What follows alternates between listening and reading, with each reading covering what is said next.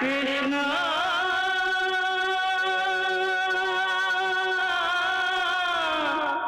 कृष्णा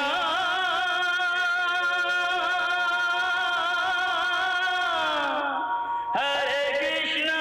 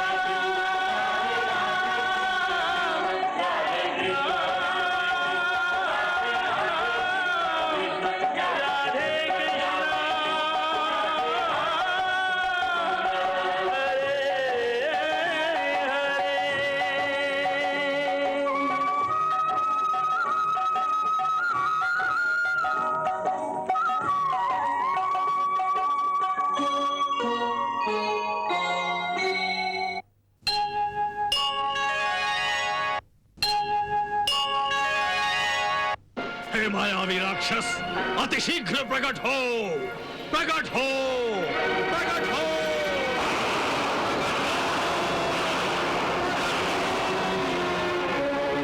आ गए मायावी। हाँ सुरेश्वर, आपने मुझे क्यों स्मरण किया है? इस बार तुम्हें केवल एक नवजात शिशु का हरण करना है।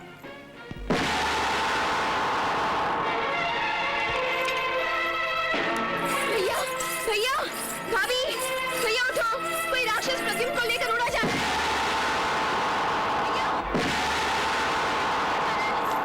अब मैं द्वारकाधीश की पहुंच से दूर हूँ। अब मुझे कोई नहीं पकड़ सकता।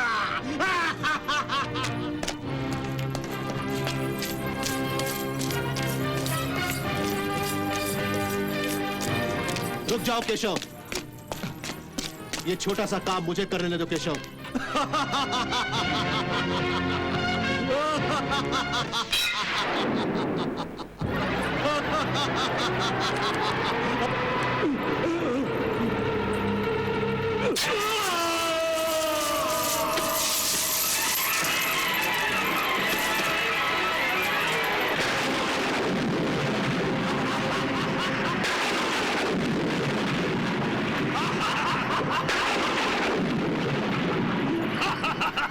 क्या आज्ञा है महाराज?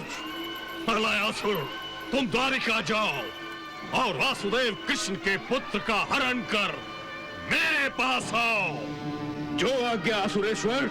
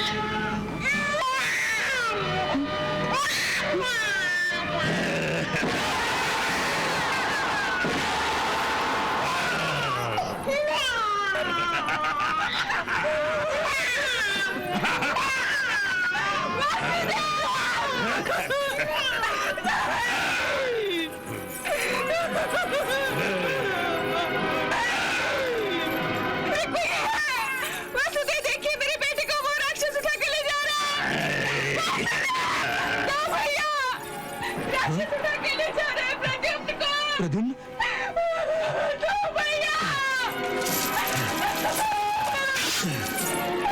क्या हुआ? क्या हुआ? वो राक्षस प्रद्युम्न को उठा कर ले जा रहा है। अरे हमारा बच्चा।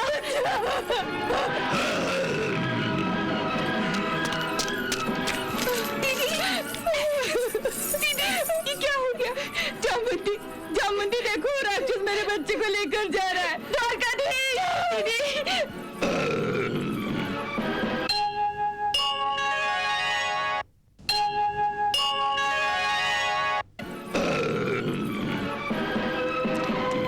रुक जा दुष्ट, रुक जा।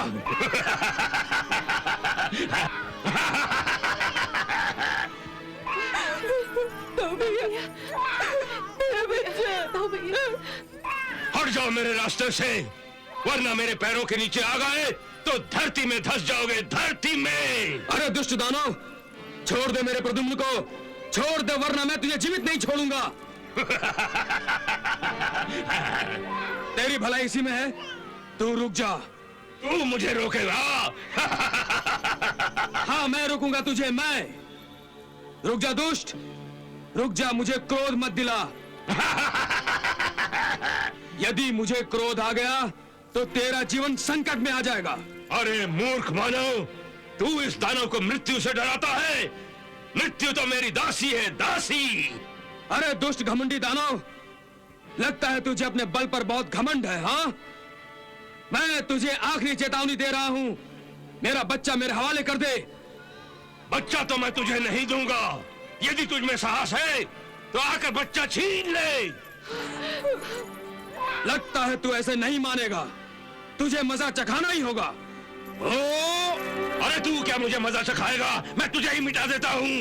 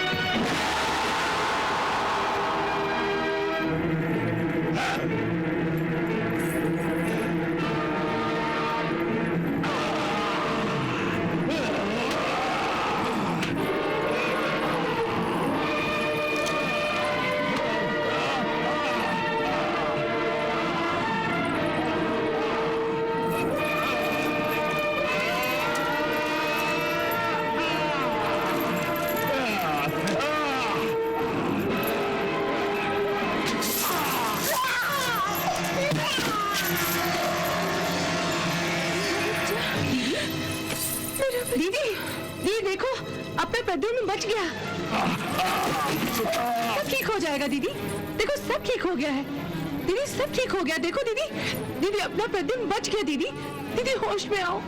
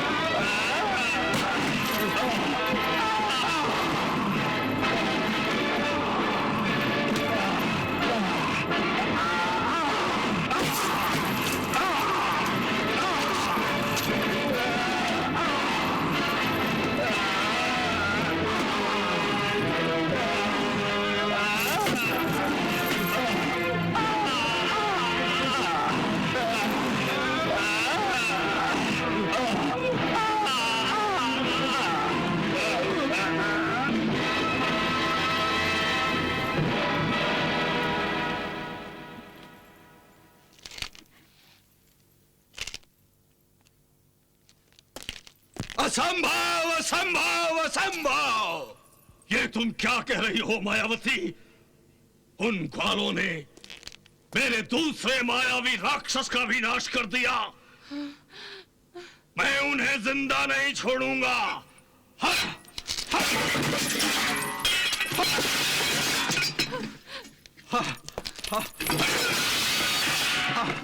हा, ये क्या दैत्यराज, आप अपना क्रोध इन निर्जीव वस्तुओं पर नष्ट कर रहे हैं?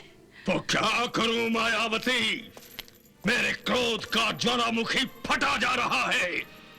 मैं क्रोध की अग्नि में जल रहा हूं। यदि मैं अपना क्रोध किसी पर न उतारूं तो मैं पागल हो जाऊंगा, पागल। हा, हा, हा।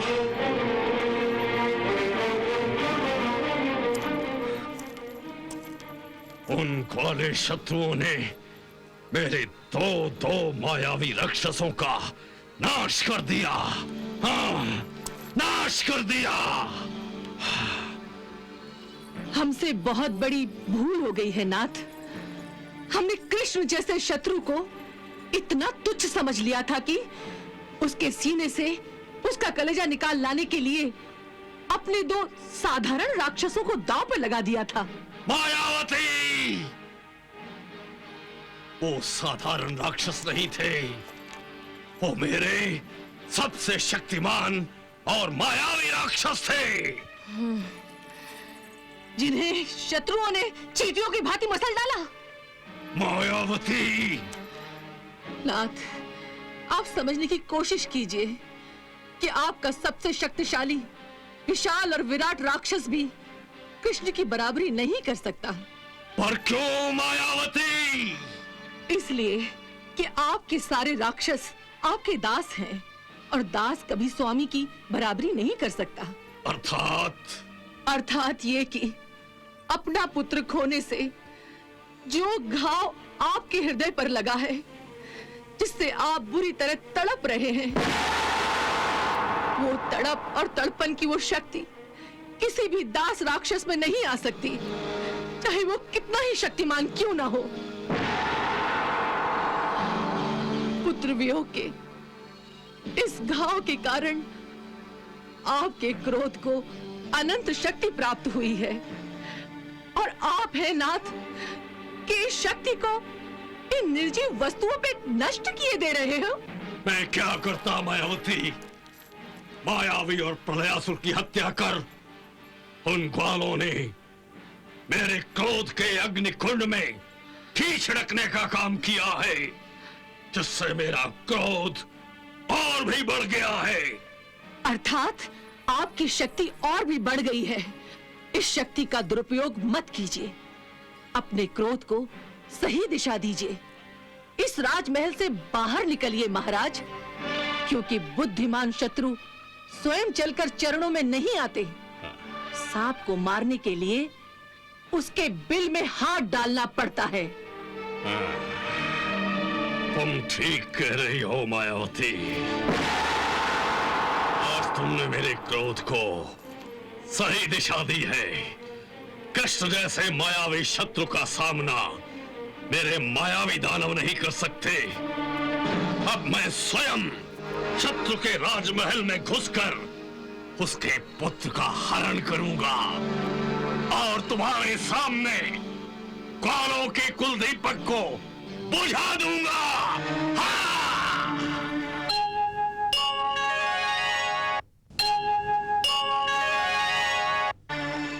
नारायण नारायण नारायण नारायण नारायण। देवी रति, आज आप अनायास ही इतनी प्रसन्न हो रही हैं। आपके उदास मन में अचानक प्रसन्नता के पुष्प कैसे खिल गए? खुशी की ही तो बात है। वो देखिए देवर्षि,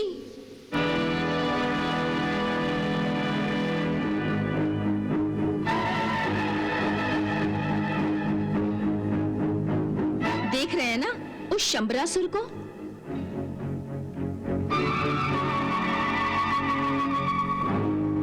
बड़ा ही नादान है। भगवान श्री कृष्ण से फिर से टक्कर लेने जा रहा है। अपना पुत्र खोकर भी अकल नहीं आई। मायावी राक्षस और प्रलयासुर के खो जाने के बाद भी साहस परास्त नहीं हुआ उसका, और अब स्वयं प्रद्युम्न के हरण की मूर्खता का प्रदर्शन करने जा रहा है। परंतु उसको भी द्वारिका से मुंह की खाकर उल्टे पांव ही लौटना पड़ेगा। नारायण नारायण। देवी रति, शंबरासुर की मायावी और दैवी शक्तियों से आप भली भांति परिचित नहीं हैं।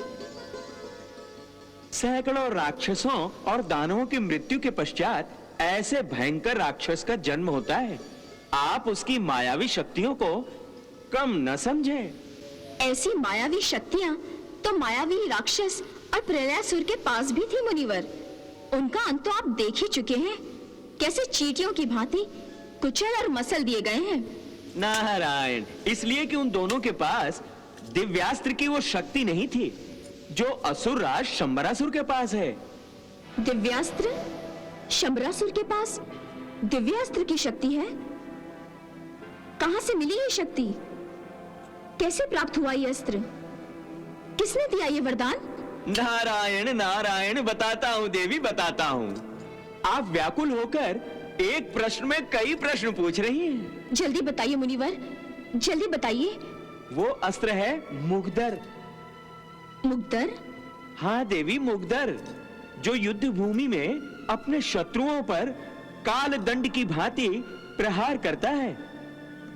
एक बार शंबरासुर ने माता पार्वती को प्रसन्न करने के लिए और वर प्राप्त करने के लिए कई वर्षों तक कठोर तपस्या की, और अंततः अपनी तपस्या में लीन होकर जब उसने अपना सर माता पार्वती के चरणों में बलि स्वरूप अर्पित किया, तब माता ने उसकी तपस्या और श्रद्धा के फलस्वरूप प्रकट होकर उसे ये वरदान प्रदान किया।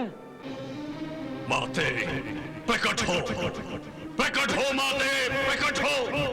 दर्शन दो मां, मुझे दर्शन दो मां, मुझे दर्शन दो मां, मुझे दर्शन दो मां, मुझे दर्शन दो।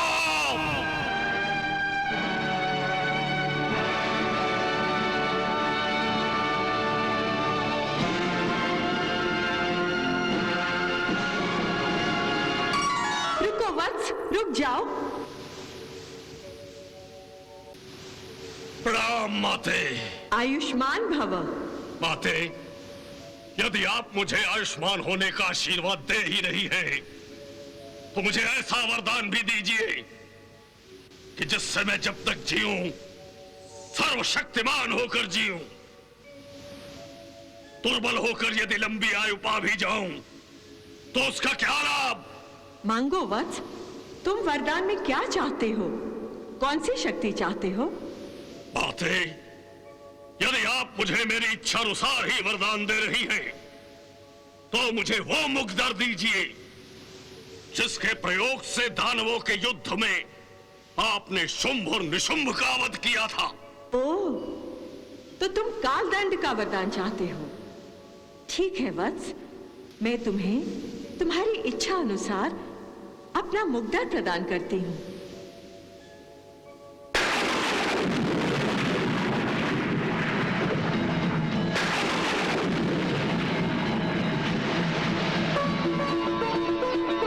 इस कालदंड का प्रयोग जिस पर करोगे, वो चाहे जितना भी शक्तिशाली हो, इसके वार से जीवित नहीं रह सकेगा। तथास्तु। बहुत बहुत धन्यवाद माते, बहुत बहुत धन्यवाद।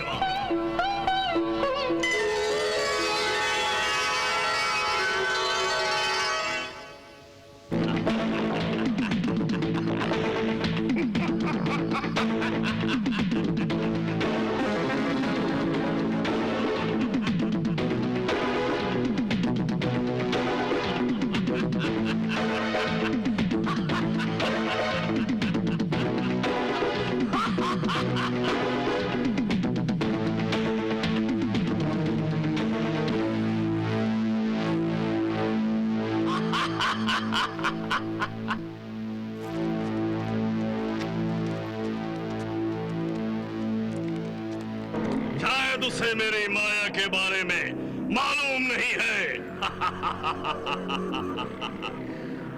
शंबरासुर को त्रिलोक का कड़े से कड़ा पहरा भी नहीं रोक सकता।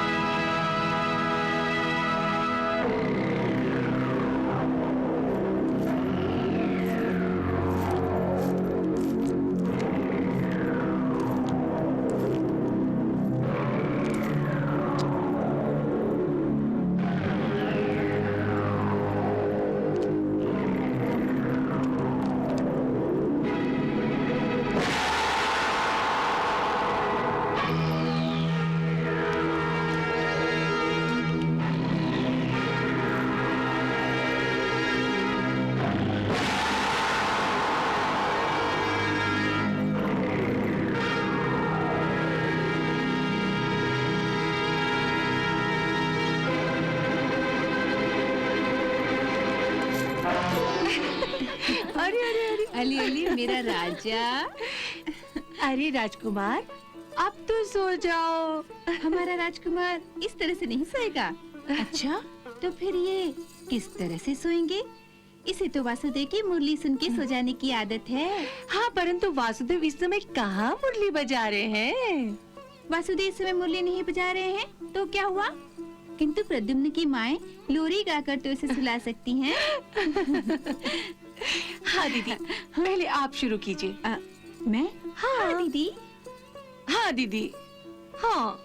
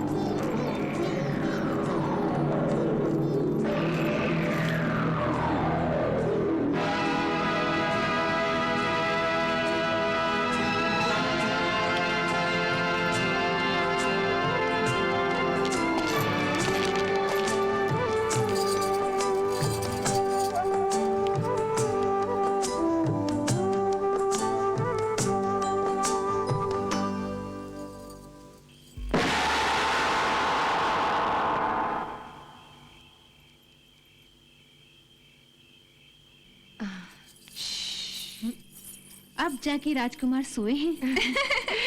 दीदी, कल मैं प्रद्युम्न को नहलाऊंगी। हाँ। और दीदी, कल मैं उसकी सारा दिन देखभाल करूंगी। अरे रात्रि को प्रद्युम्न को मैं अपने कक्ष में ले जाऊंगी। अरे तुम दोनों ही प्रद्युम्न की इतनी देखभाल करोगी तो फिर मैं क्या करूंगी? दीदी, आप सिर्फ आराम करेंगी। राजकुमार सो रहे हैं। अच्छा दीदी, हाँ, अब हम अपने कक्ष में जाते हैं। चलो।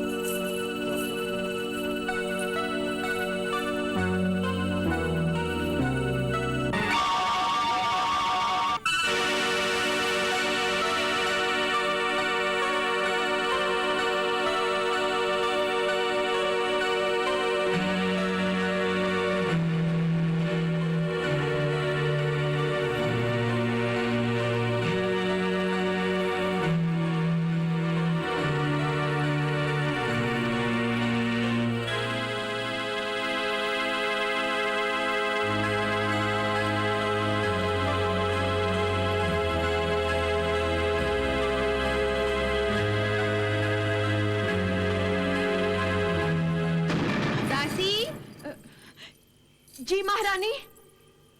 जरा ये दीपदान की ज्योत कम करना। जो आ गया महारानी।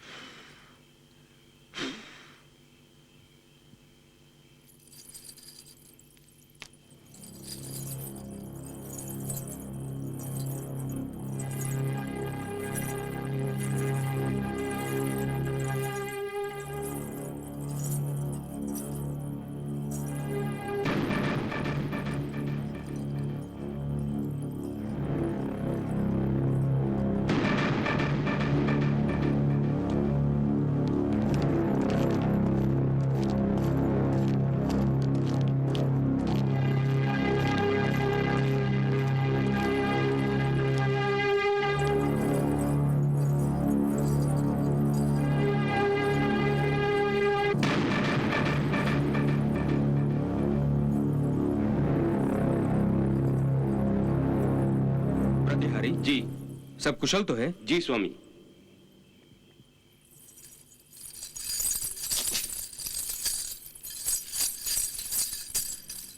रक्षकों, सतर्क रहो, कड़ा पहरा दो, रानियों के कक्ष पर कड़ी नजर रखना। जी स्वामी।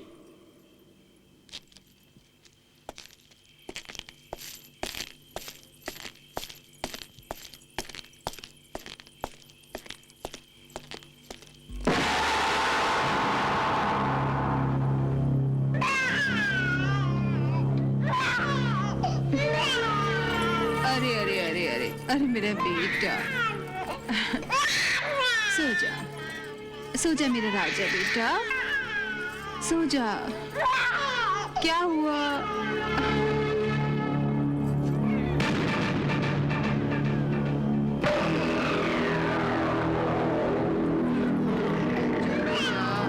चुप हो जा, एक तो चुप ही नहीं हो रहा। चुप हो जा बेटा।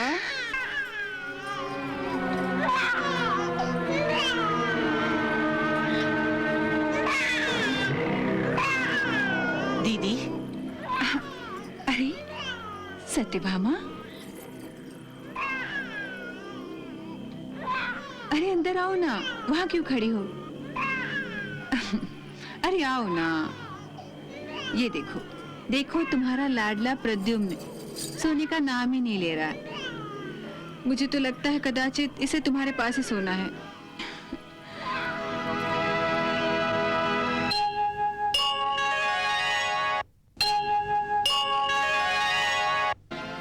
क्या रही हो? अंदर आओ ना, देखो इसे शांत भी तो करो। आओ।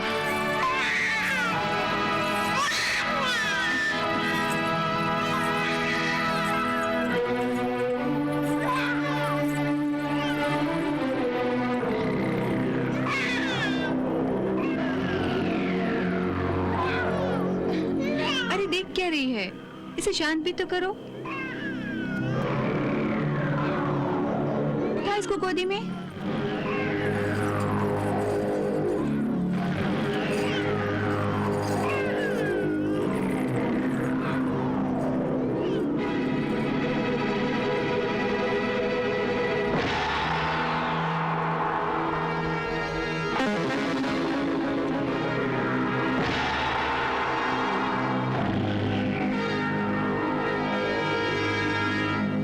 दीदी, मैं इसे अपने कक्ष में ले जा रही हूँ। हाँ ले जाओ, और ठीक तरह से ध्यान रखना है इसका। हाँ दीदी, आप चिंता मत करो, राजकुमार पर मेरा ध्यान पूरी तरह रहेगा।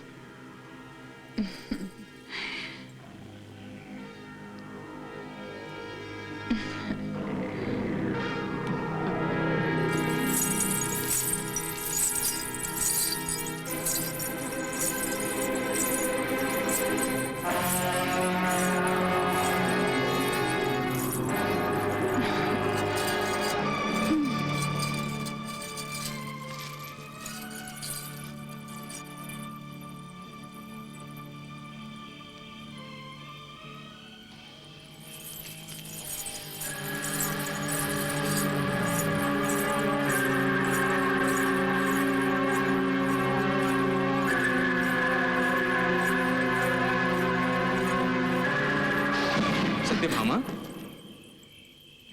लगता है आज का दिन शुभ नहीं। प्रद्युम्न को लेकर कहाँ जा रही हो? अपने कक्ष में। तुम्हारे कक्ष में? प्रद्युम्न तुम्हारे पास चैन से नहीं सोएगा। जाओ उसे रुक्मिणी के कक्ष में दे दो। परंतु दाऊ भैया। बहस क्यों कर रही हो सत्यभामा? मैं कह रहा हूं ना, प्रद्युम्न तुम्हारे पास चैन से नहीं सोएगा। तुम उसे रुक्मिणी के कक्ष में दे आओ। वैसे भी रात बहुत हो चुकी है, तुम भी अपने कक्ष में जाकर आराम करो। जाओ।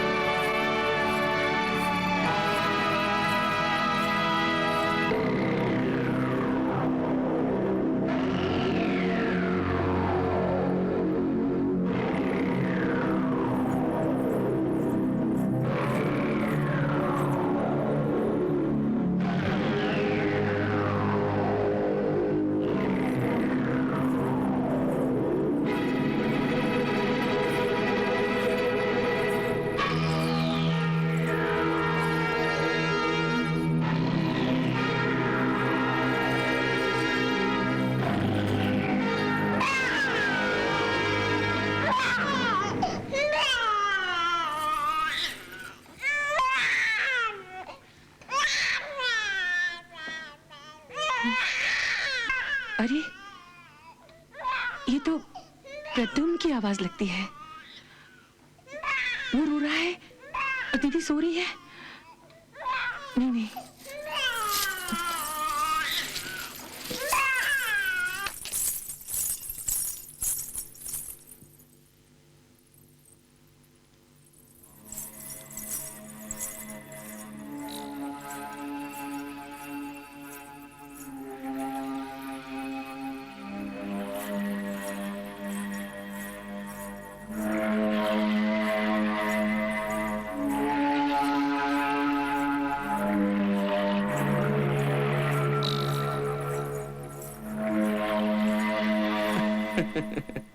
सत्यभामा, देख लिया ना माँ का प्रभाव?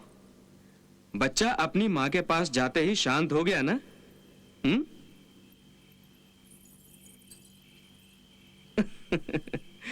जाओ जाओ, अब तुम भी अपने कक्ष में जाकर आराम से सो जाओ। मैं महल की पूरी सुरक्षा देखने के बाद ही अपने कक्ष में जाऊंगा। जाओ।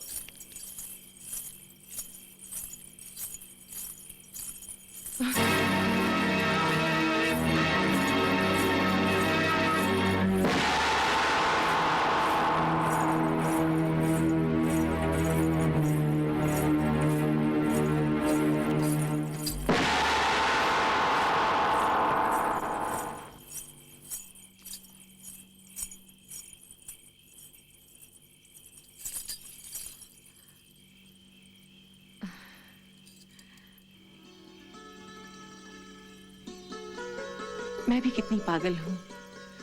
मुझे हर समय प्रद्युम्न की आवाज सुनाई देती रहती है, और या तो ये सो रहा है।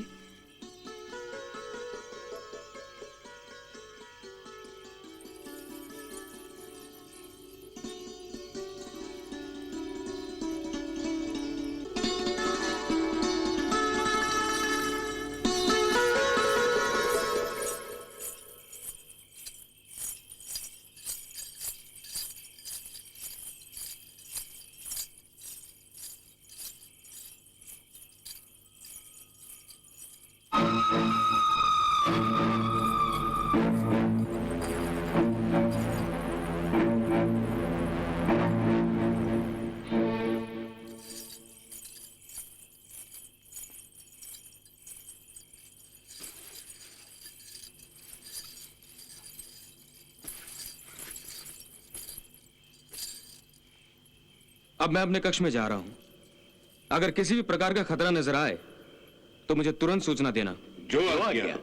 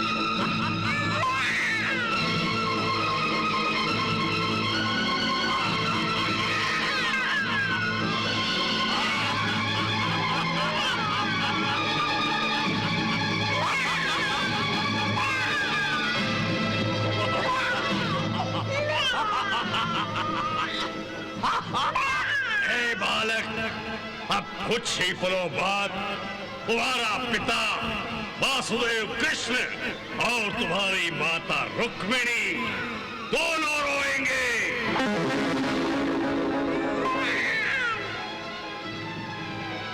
पुत्र वियोग का दुख अपनी आत्मा को कितनी गहरी ठेस पहुंचाता है, इस बात का एहसास दोनों को होगा।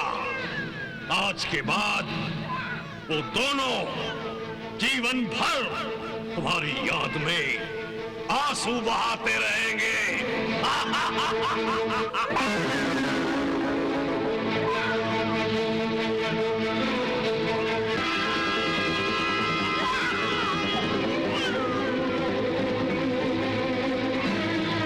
लोक के समस्त प्राणियों, मैं शंबरासुर अब अपनी प्रतिज्ञा पूरी करने जा रहा हूं। जिस कृष्ण ने मुझसे मेरा पुत्र छीन लिया, मैंने उसका पुत्र छीन लिया।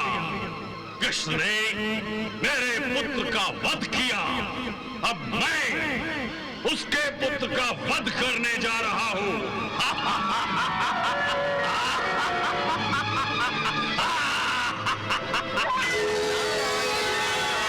नारायण नारायण। असुरेश्वर, ये आप क्या करने जा रहे हैं? मैं अपने शत्रु को नष्ट करने जा रहा हूं देवर्षि। शत्रु? और ये बालक? नारायण नारायण। कृष्णा